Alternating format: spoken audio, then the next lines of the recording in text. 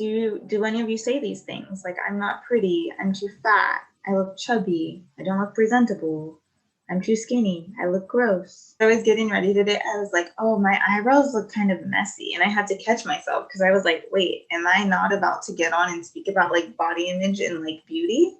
Like, it still happens, you know? Step 5, you must recognize your greatness. So I love that one of these things kind of happened already, but when your friends or people say things about you and you're beautiful and things like that, what sits with you and what doesn't? So I want you to take some time over the next couple of days just to ask God and your friends in your inner circle, like, what they think is beautiful about you, and just sit with it. Be like, okay, yeah, I do have pretty eyes. I don't think my legs are that great. Like, I think, are my ears too big? Are they perfect? And just kind of like think about it. I don't want you to judge this process, but I just want you to take time and see what other people think about you and kind of like just what happened. You know, Maria has great skin. Courtney's doing enough. She put together this whole event, you know, so it's just amazing to see that perspective. Another tip I have for you is write affirmations everywhere. And I mean everywhere, on your mirror, in the car, in the bathroom, on random walls in your kitchen. And it'll be like little surprises for you that say like, I'm beautiful, I have a great smile. And I just know that like it's going to really sink in for you because God wants us to have those positive messages. And one other thing I do with that is I put them in my phone. So like random days in my calendar, I'll put like little encouraging messages. And it tends to be on the days when I need it, you know, when I'm feeling down or like I barely made it to work, you know, but I saw, hey, my hair looked great. And realistically, I didn't do it, but it really helps.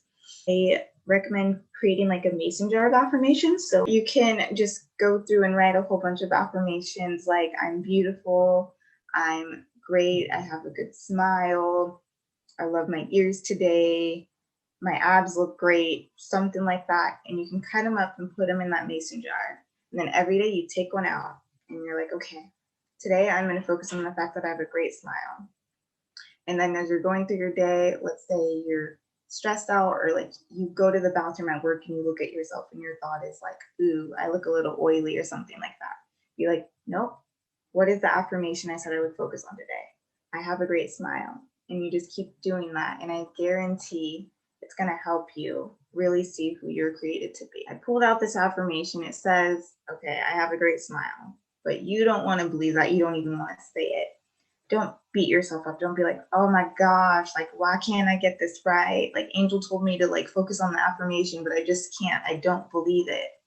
I want you to get curious and ask questions like, why don't I believe it? What is it about my smile or what I'm doing today that makes me think that I don't have a good smile? And just like really get curious and take it to the Lord and begin to unpack it a little bit more. Another thing you can do is use the 1-to-5 ratio. So psychology shows that for every negative thought you have, you need 5 positive ones to snap you out of it. So you have one bad thought, try to find 5 things that you like about yourself.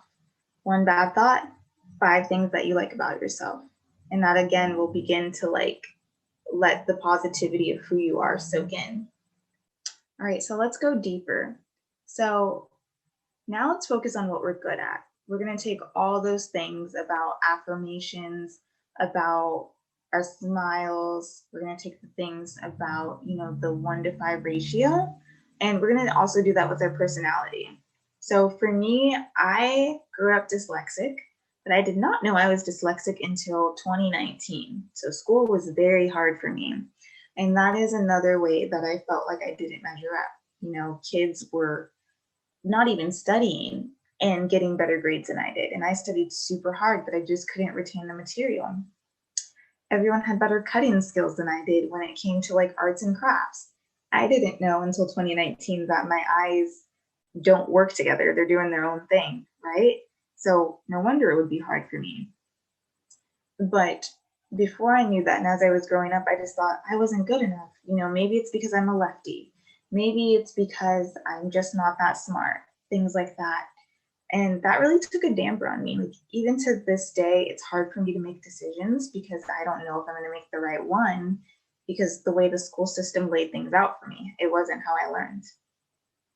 But one thing I do now is I write affirmations about my personality. So same exercises, so Courtney, this would be a good one for you. Like, write down, I am doing good enough. I encourage you. I just saw you in the chat, right? Same. Yeah. Write down, I am doing good enough. And you can even go further and think about why and how you're doing good enough. Sometimes just waking up and getting out of bed or going for a quick walk is good enough. So I just encourage you all to focus on what you're good at and just put a magnifying glass on that. And I do have a book recommendation. It is called Strengths Finders 2.0. And it's like an assessment where they find your natural strengths, the things that uniquely make you you, and the things that you're naturally good at. And the idea is to focus on that for success instead of trying to fix all the things that you think that are wrong, instead of trying to fix all the things that you think need fine-tuning and whatnot. And the last thing I want to tell you here is, remember, Rome was not built in a day. Rome is a beautiful city. There was great architecture, but it took years. It took sculpting. It took crafting. I'm sure they had to do repairs here and there. So if Rome was not built in a day, you're not built in a day. Your future and your destiny is not built in a day. So be kind to yourself on this journey.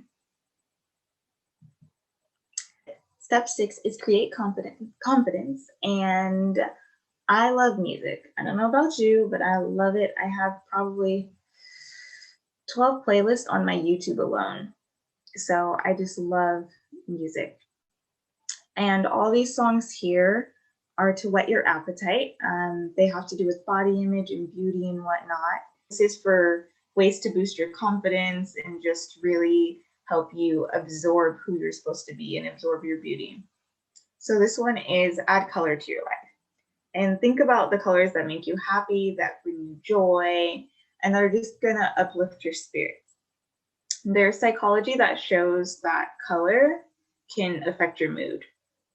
There's like the yellows, they bring happiness, the blues and like the soft oranges help you to calm down and bring you peace. I do believe that there's the psychology behind color is real. So this is the perfect season. We're entering into summer. Everything is bright and beautiful. So I encourage you to go get things that you like in your favorite color. Go get things that are going to uplift your spirits. That's it, everyone. Again, if I am Angel Johnson, Soul Image 365 is my coaching brand, and my mission statement is let who you are on the inside shine through 365 days a year. And if you want to follow me on any of the social media things, I post YouTube content, I post things on Facebook, and anything that I want, like anything I find encouraging myself, I'll put up there too. So thank you everybody.